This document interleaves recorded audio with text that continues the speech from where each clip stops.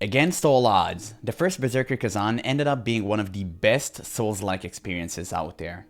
And while there were many key factors that contributed to this achievement, I believe the bosses played a big role in that. Admittedly, most of the bosses weren't as good as those in other top Souls-like games, but considering this is GeneralApple Studios' first attempt at making a Souls-like, they've done a magnificent job, and I have no doubt that they will improve significantly in the future, just like the developers of Lies of P did. Now when it comes to bosses, the first Berserker Khazan undoubtedly has the most variety. With 16 unique bosses in total, each one has its own distinct playstyle that forces you to either adapt or fail miserably. So to make things clear right out the gate, I played on the hardest difficulty, and I'll be ranking all 16 bosses based on my experience as a seasoned Souls-like player. The rankings will be based on 4 factors: difficulty, design, lore, and of course, the most important one, fun. I'm very excited to make this video, as you guys really showed me a lot of love on the last boss ranking video, and for some reason, I don't feel like many people are talking about this game like they should, so I'll do my best to deliver with this one. I'll also leave a link in the description to my deep dive video on the game, in case you want to check it out for yourself. But without further ado, let us begin. Number 16. Elamein. If you watched my gameplay videos, it shouldn't come as a surprise that Elamein is at number 16.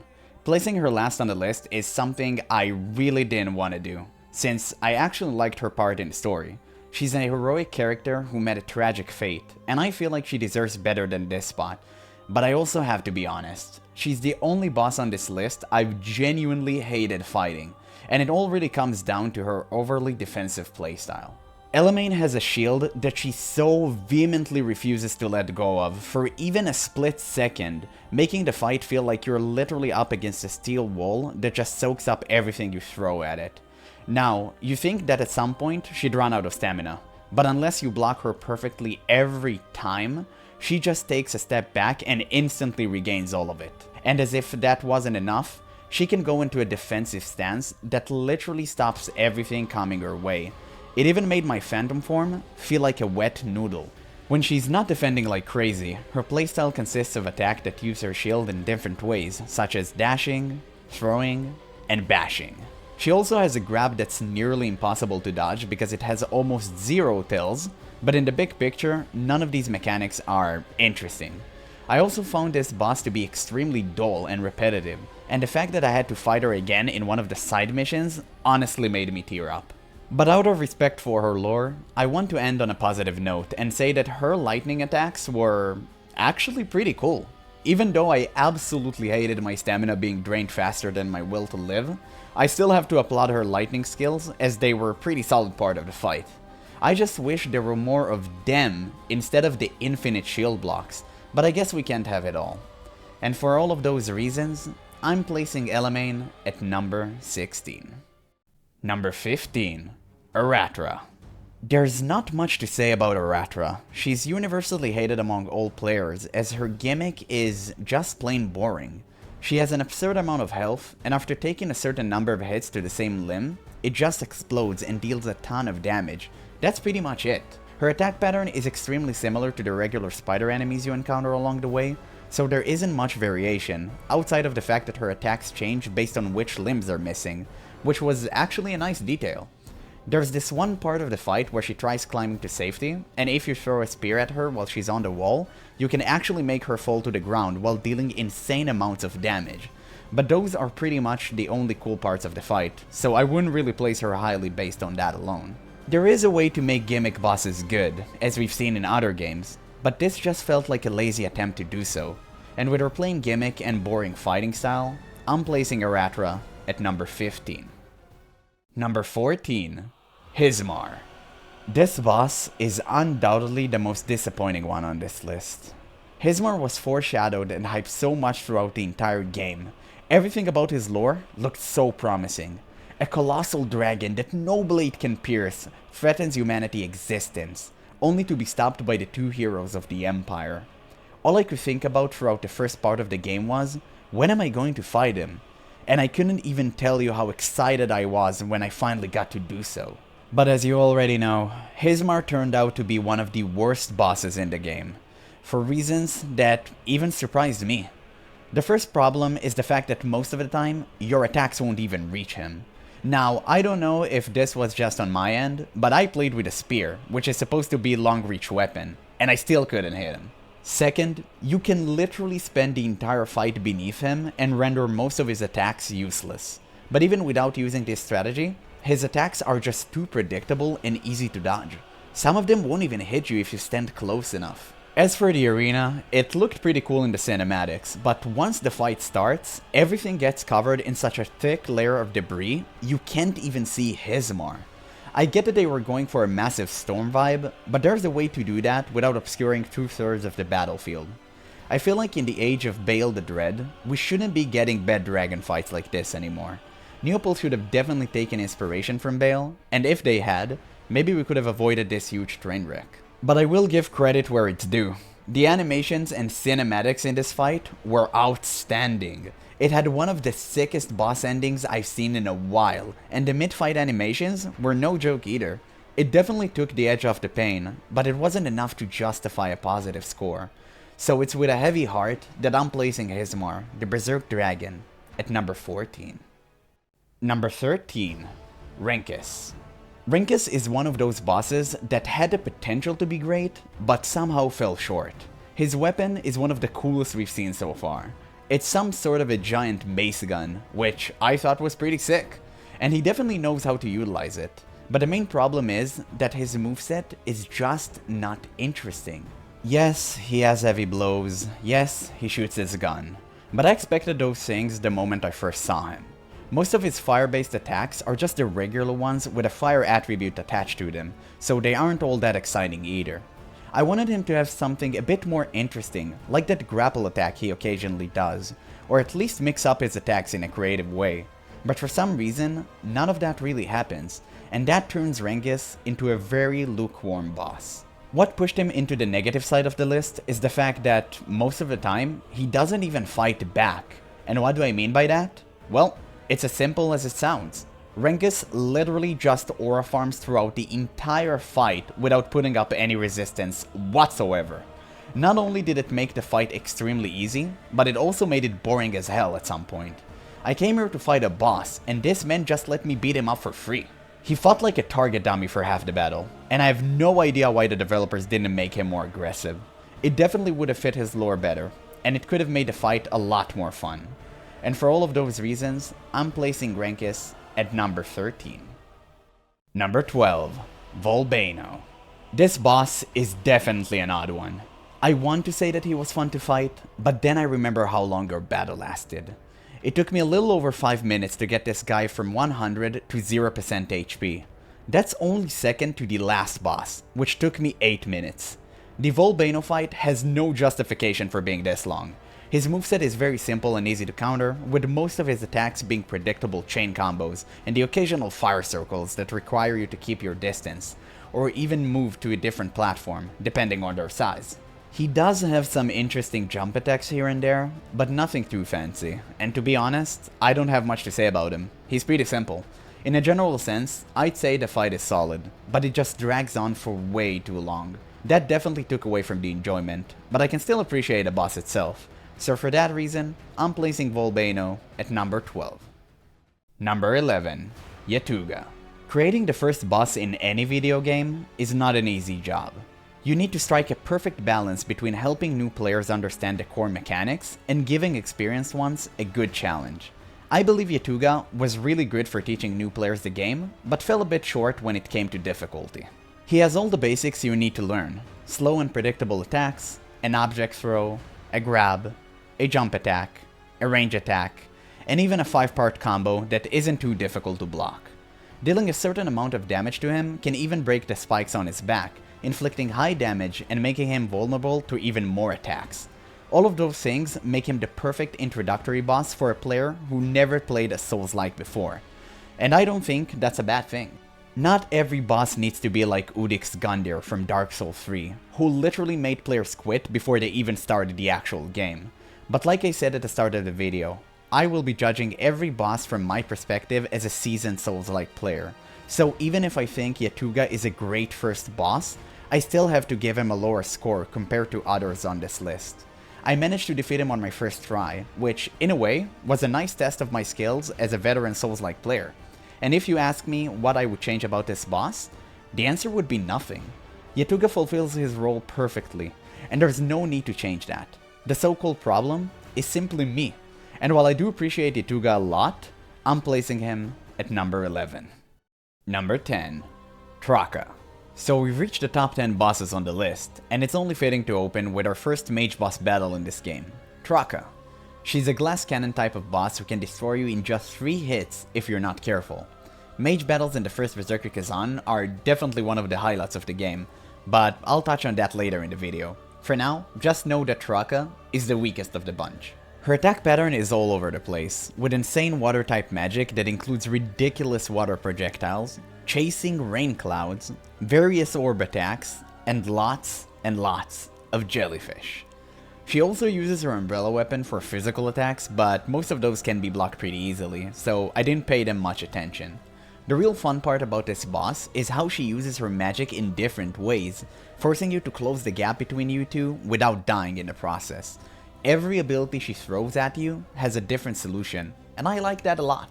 The only problem is, once you get close, the fight is pretty much over. You can literally cancel half of her abilities just by attacking her constantly, and the fact that she has one of the lowest health pools in the game makes the fight even easier. But I can't ignore the fact that, while I had a rough start figuring her out, I enjoyed fighting her. Her cinematic casting style kept me interested long enough, and I think she provided a decent challenge. The arena itself was magnificent, and combined with the way she danced across it, I think it's worth mentioning. And with all of that in mind, I'm placing Traka at number 10. Number 9. Princess Ileana.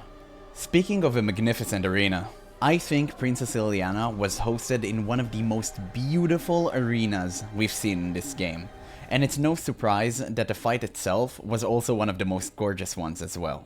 But I'm getting ahead of myself, so let's start right from square one. Princess Ileana is a fast-paced boss who keeps you on your toes by attacking non-stop and dodging constantly.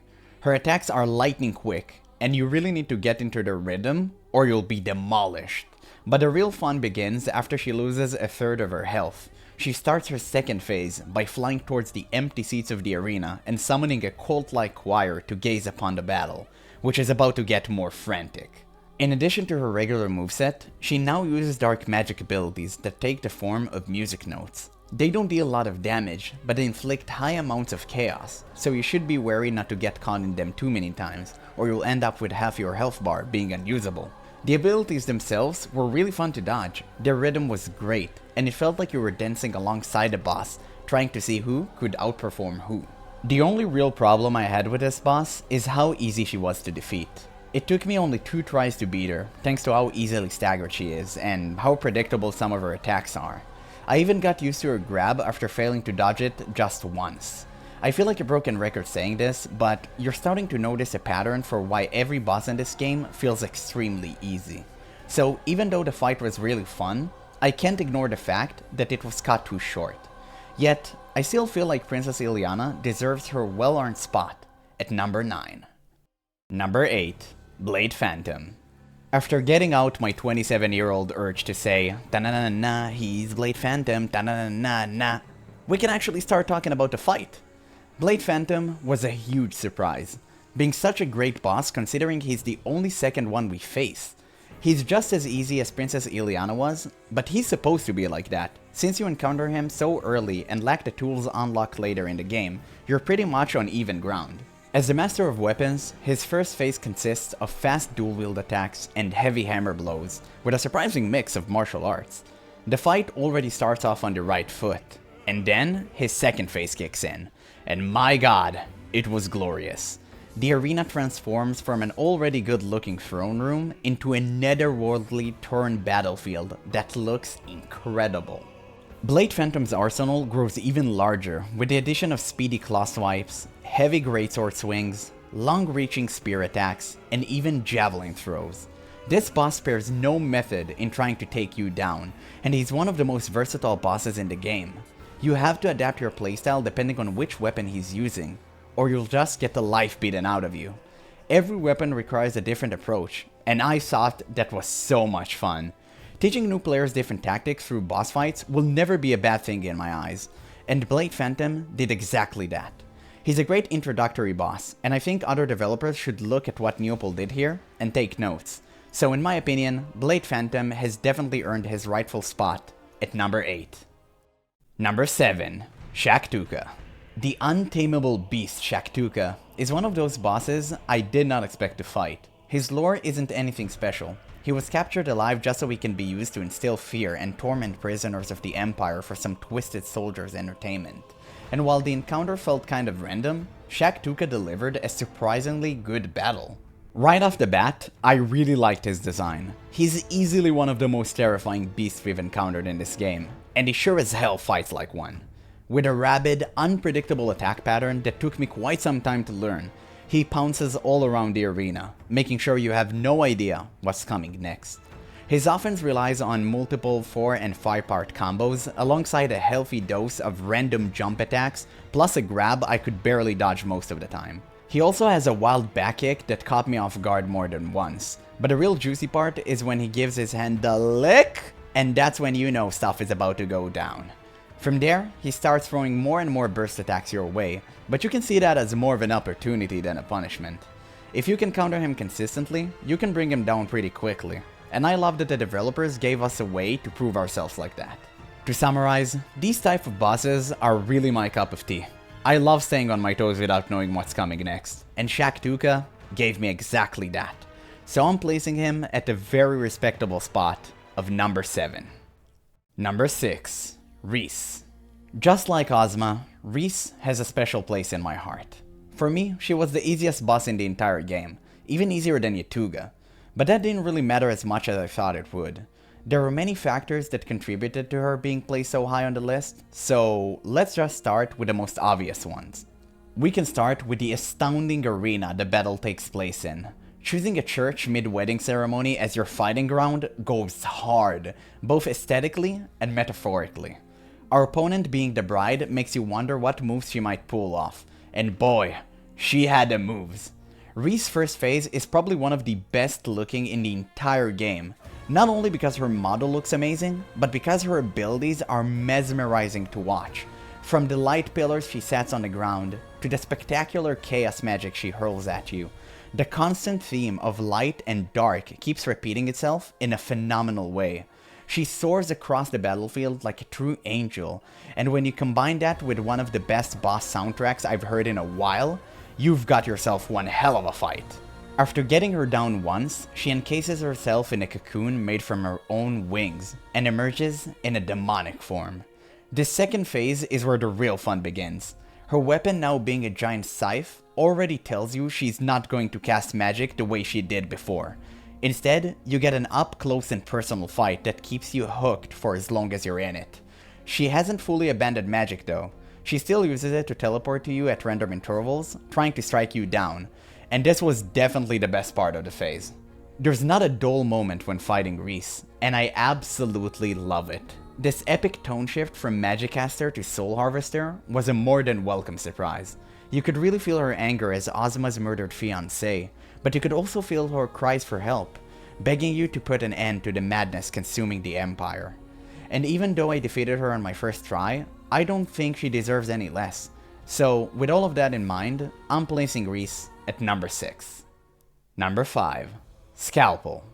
In my opinion, the boss with the most untapped potential in this game is Scalpel. This isn't exactly the way I wanted to open my top 5, but I truly feel like we need to talk about it. So before we get into what's wrong, let's talk about what's right. Immediately upon entering the arena, you're hit with some serious Artorias the Abyss Walker vibes. Clearly, GeneralApple took a lot of inspiration from him, which is never a bad thing. Scalpel was once a loyal knight, but after making a pact with a bloodthirsty demon, his sanity was shredded, turning him into a mindless corruptor. He's one of the most erratic and unpredictable bosses in the entire game, and at this point, I'd been waiting for a boss of this scale for quite some time. His first phase is relatively easy. He's just a giant meat shield with a ridiculous amount of health, but his attack pattern was actually fun to decipher. Since he's so unpredictable, you're better off relying on instinct rather than planning too far ahead, and I can always appreciate a boss that truly tests your reflexes. After defeating him the first time, he's pulled back into his coffin by the demon residing there, and the fight appears to be at a stalemate. Unsure what would come next, you're greeted with the ever so mischievous mission completed screen, making it seem like the fight was over. But as you already know, it was nothing short of the best bait I've seen since Sekiro, and it takes the fight to a completely different level. Okay. No, wait, it was that easy. Oh my god, that is... What? That was the fight! No, wait, I knew it! Oh god, oh my god, I knew it! Oh lord. Nice bait. I respect that. I respect that. That was Sekiro level of baiting.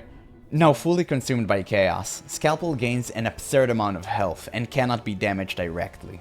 Instead, his HP slowly drains over time, making your sole objective to survive. His sheer madness is on full display as he tries to cleave you apart with a constant stream of feral jump attacks, brutal combos, and like 3 different grabs. He also gains a lot more range and AoE attacks in the form of demonic grasping hands, which really nail the dark fantasy side of this game. On top of that, his attacks now inflict the plague status, and only after rewatching my footage for this video, I realized that blocking doesn't stop it, so you'd better just dodge. Now, while I did like this phase a lot, I think it could have been even better if it could be damaged normally, but dealt way more damage in return. That would have shifted the fight from run for your life to last man standing, and I think that would have suited the battle better. With just those small changes, Scalpel could have easily landed in my top 3. But even as he is, I enjoyed this fight a lot, and I think he deserves a very honorable spot at number 5. Number 4. Beleriand. This will definitely be the most controversial take in this video, as Beleriand is probably one of the most unloved bosses in the game from what I've seen.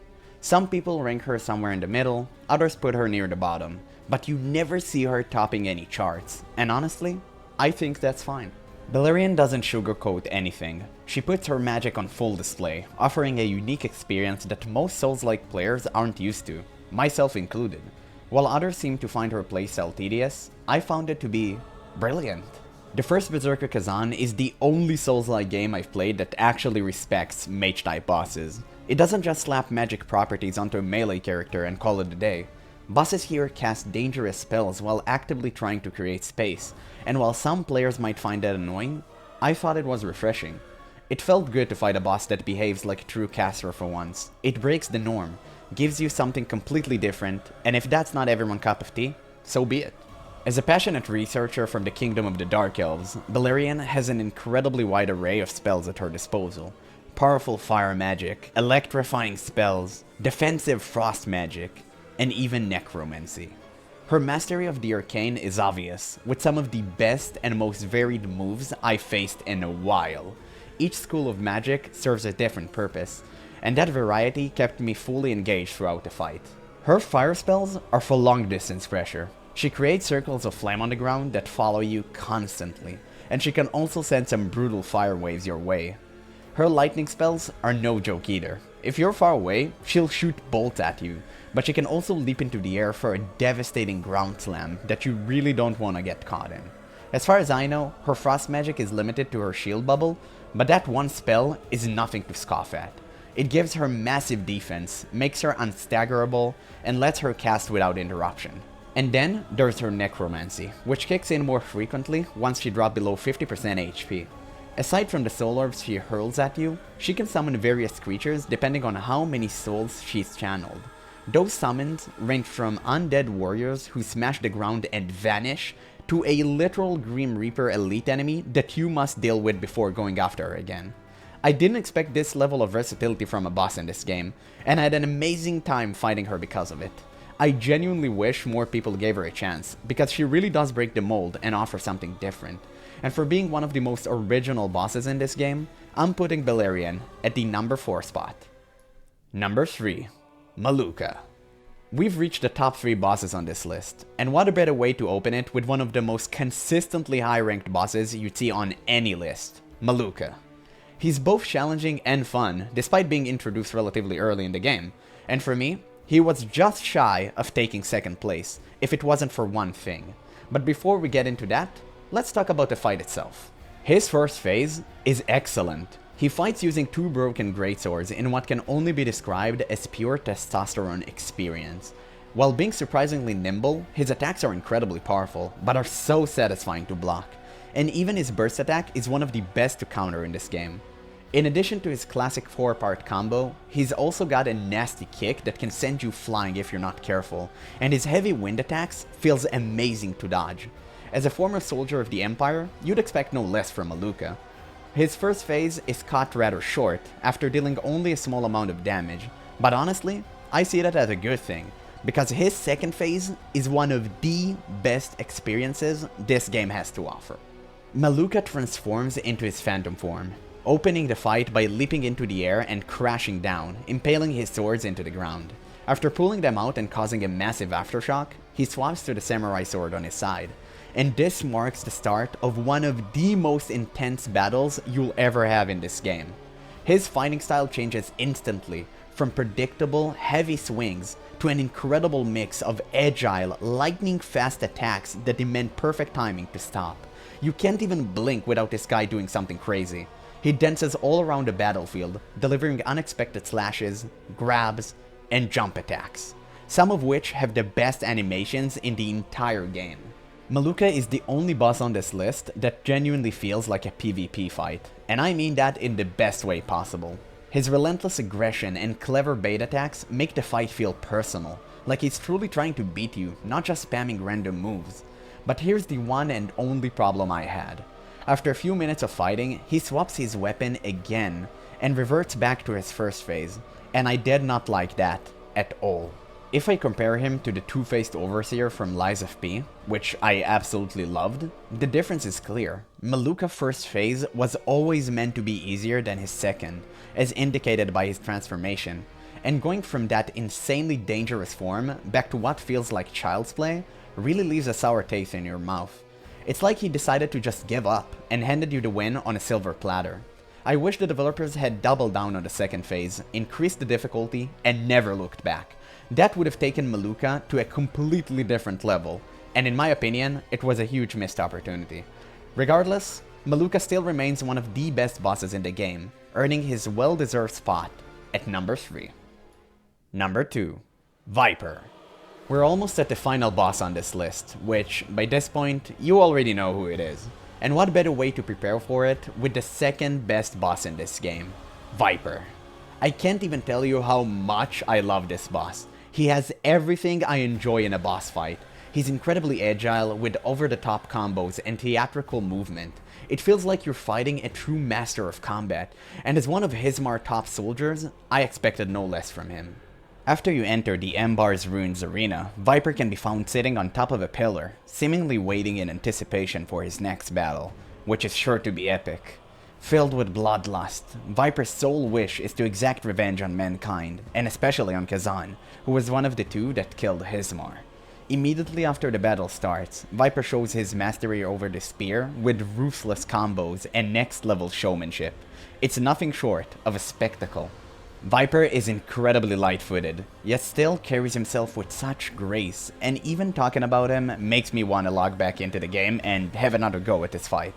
His ability to maneuver the battlefield while staying on the offensive is remarkable. He never loses momentum, and if you don't keep up with the pace, your life will be cut short.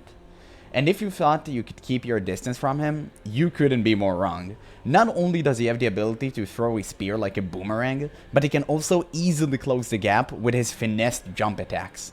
That being said, you should probably be most wary of his grab, which took me quite some time to get used to. It's well telegraphed, but between all of his flamboyant attacks, I just couldn't distinguish it from the rest. Viper's first phase was incredible, but as one of the few who carries Hismar's scale, this is in the end.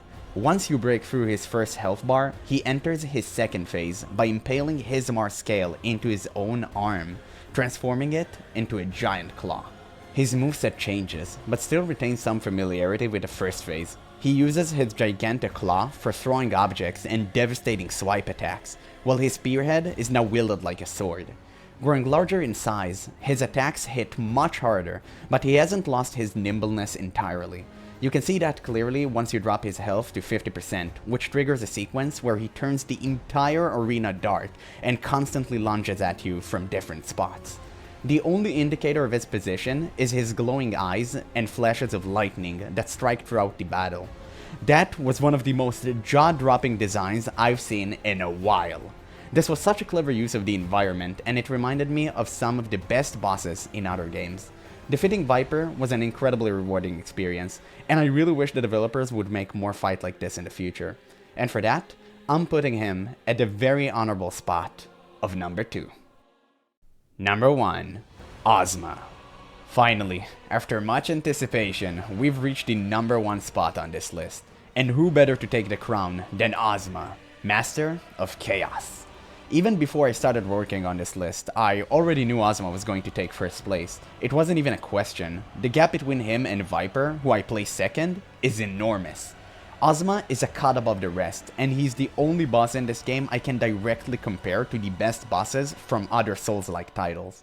His lore and gameplay harmonize perfectly to create a truly unforgettable experience that only fitting for a final boss. GeneralApple clearly saved the best for last, and I couldn't be more grateful for that. Final bosses carry the most daunting task on their shoulders. They're held to an incredibly high standard because they are expected to represent the pinnacle of everything you've learned in the game, both in story and gameplay. Failing to live up to that expectation often leads to disappointment, so creating a boss that can satisfy players while staying true to its core is no easy feat. But GeneralApple did not falter, as Ozma has topped every single chart made for this game, without exception. There are many reasons for why he's the best boss in this game, but let's start by first talking about the arena. The Imperial Palace is without a doubt the most stunning location I've seen in this game. It represents everything we've come to expect from Ozma's story, without saying a single word.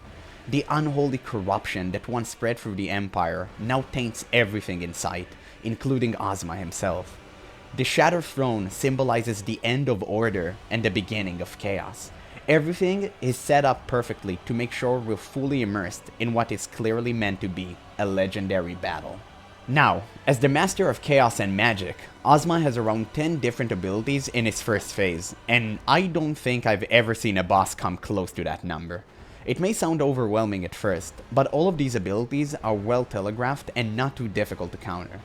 That being said, Ozma constantly keeps you on your toes with a brutal mix of range and melee attacks with his sword staff, and the way he cycles between the two is flawless. Since he has so many abilities, you can never guess what his next move will be. You just have to look out for the signs and react accordingly. Truth be told, my only issue with this phase was that it felt a bit too long. Not because he had an absurd amount of health or defense, but because almost every spell he casts makes him unreachable. He spends half the fight soaring through the skies, which looks cool, but in practice, it kind of disrupts the flow of combat. But all of that pales in comparison to what comes next. The second phase, which was sublime. The transition is nothing short of a masterpiece. Ozma shatters the ceiling of the Imperial Palace, revealing a dark eclipse high above, and flies directly into it, emerging from the moon itself as a devil. With a broken sky torn wide open, the battlefield is crowned by the dark moon, an ominous eye watching the chaos below. And from it, Ozma descends in his most powerful form, signaling that the end is near. From this point on, Ozma shows no restraint. All the tricks from his first phase are gone. Instead, his moveset is now packed with insane melee combos and light speed attacks that you have to perfectly block or get completely shredded by. With devastating swipes and dashes, his hand-to-hand combat is on a completely different level from any boss that came before. He can pull you in to throw you off balance and stun you, but still give you a narrow window to block at the last second if your reflexes are on point. He also conjures a magical sword for a terrifying 3-part combo that I still haven't figured out how to block consistently. But don't think he's abandoned his magic. He can fire deadly lasers that set the floor on fire and blast you with wind attacks. You can try to run from him to create some space, but he can easily close the gap with one of his crashing meteor punches, which, if you don't perfectly block, does exactly what it sounds like. Blocking those savage attacks felt incredible. You really feel like you're fighting a fallen god. And if all that wasn't enough, once you get him down to 50% HP, he flies into the air and starts raining chaos bolts down on you. Some of these can be reflected back by perfectly blocking, while others needs to be dodged. Then, he crashes down with a brutal slam and sometimes follows up with a grab attack. That was super difficult for me to dodge on time since the music drowns out the sound cues, but man, it looks cool. One of his weirder abilities is summoning a pulsating rock that you need to destroy, and if you manage to break it in time, he becomes vulnerable for a few seconds. I didn't quite get the purpose of this one, but sure, why not? Now if you got through all of that and did all the side missions like I have, you get a true ending, which rewards you with a third phase, in which you need to shackle Ozma using Charon's chains. This phase is pretty similar to the second one, with just two new abilities. First is a magical arrow that causes a massive explosion after impact, forcing you to escape the blast zone quickly. And second is a singularity orb that pulls you into its center, but you can easily run out of its radius. This phase is significantly easier than the second one, because each time you land a brutal attack on Ozma, he takes an absurd amount of damage. It's clear the developers didn't want to make this phase overly long or difficult, they wanted it to feel like a reward for reaching the true ending, and it really did. At this point, I think it's very clear, Ozma is the best boss in this game. Most of his abilities give you a fair chance to counter and deal damage, making him one of the fairest bosses I've seen in any Souls-like. But more than anything, Ozma is just an incredibly fun boss to fight. From the way he moves to the way he attacks, he does it with style, and his presence is felt in every second of the fight. His gravitas is off the charts, and I sincerely hope GeneralApple includes more fight like this in their future titles as well. I tried to keep this segment relatively short, but this fight was so good, I just had to pour all my feelings out. Ozma is a beacon of hope for this game, because now I know that GeneralApple Studios can truly achieve greatness, and I had the absolute pleasure of fighting against their finest creation. But that's pretty much all I had to say, so if you guys enjoyed this video, make sure to leave a like and subscribe for more content in the future. I have some pretty interesting videos coming soon, so make sure to comment and let me know which game you'd want to see next. But that's all for now, so once again, thank you guys so much for watching, and I'll catch you in the next one.